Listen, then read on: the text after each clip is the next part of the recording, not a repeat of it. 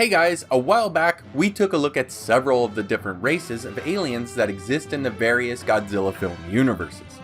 We've covered races like the Exilians, the Simians, and the Keloks, but there were a few that I left out, and for today's video, we're going to take a look at a group of people who aren't aliens, they're humans, but they come to us from the future with a plan to save Japan from Godzilla once and for all.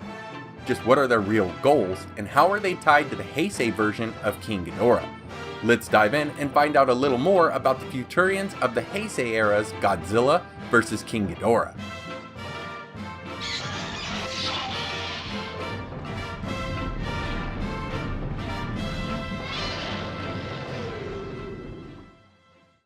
The Futurians, known as the 23rd century people or future people, are humans from the same planet Earth that came to us in 1992 from the year 2204. In their own timeline, the Futurians belong to a political group called the Equal Environment of Earth Union, also known as EEE or E3, with the intent on trying to equalize the power of all the nations on Earth. We find out later that the group was formed, likely in direct response to the future growth of Japan.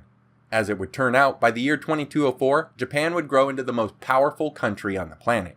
Using their economic superiority, they would purchase both Africa and South America. And then in the 22nd century, Japan will be bigger than China, America, and all of Europe. No nation will compare to it. According to Wilson, the group's leader, this new larger Japan was now uncontrollable even under this Earth Union. Seeking to take things into their own hands, Wilson would set out on a plan to take down Japan.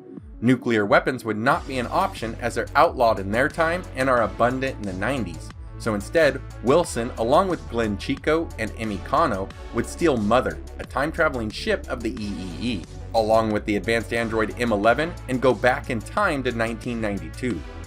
Godzilla had already attacked Japan in this timeline in the year of 1954, 1984, and again in 1990 with the rise of Biollante. So it wasn't unusual to think that he would return once more.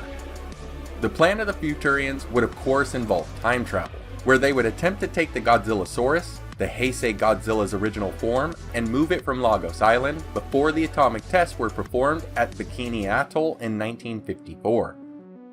Instead of teleporting the Godzillasaurus to space or the center of Earth to try to kill the thing, they would move the creature to the bottom of the Bering Sea.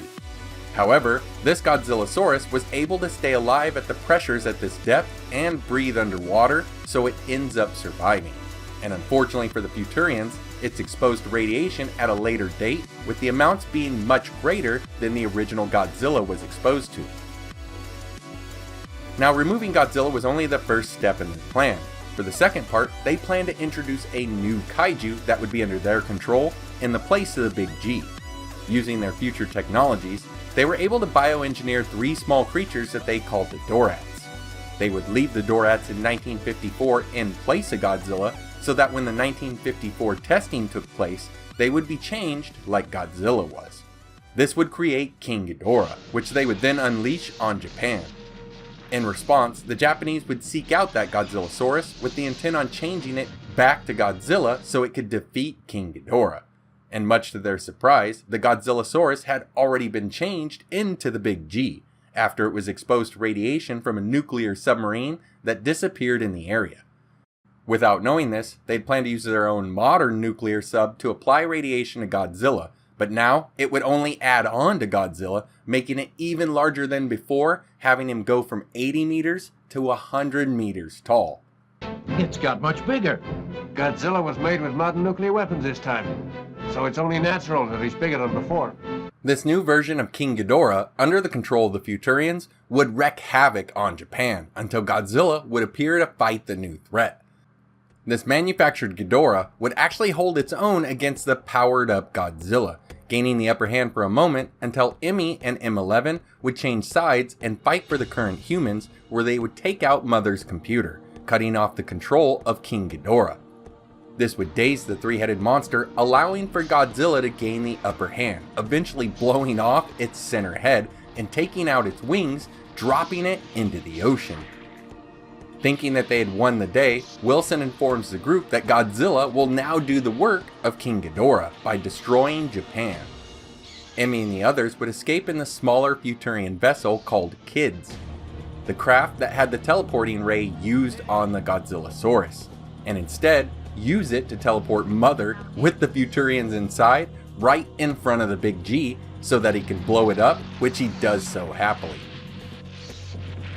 With Godzilla still on rampage, however, Emmy and M11 would return to the future where they would take the still living body of King Ghidorah and create Mecha King Ghidorah so that they could use it to stop Godzilla.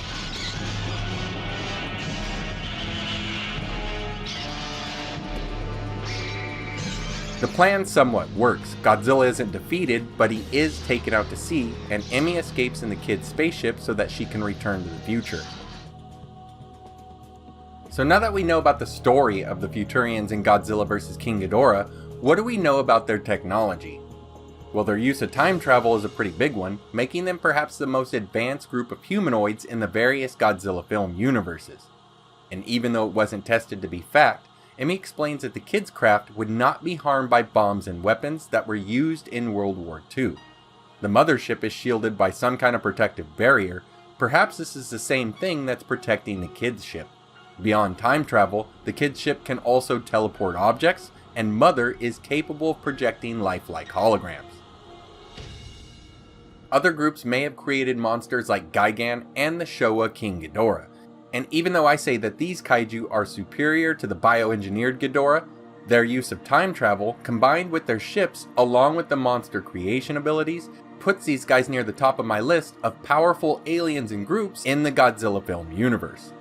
The Futurians were also the creators of advanced androids, such as M11, and even though he looked pretty goofy in the film, he was pretty powerful. He could run as fast as a car and lift one with ease. He could also dodge bullets and was extremely intelligent. So what are your thoughts on the Futurians? And how do you feel that their bioengineered Ghidorah stacks up with the other alien-created King Ghidorahs? I'd love to hear your thoughts and questions down below. And as always, thanks for watching, take care, and I hope to see you next time. So, how are you? Good, my boss.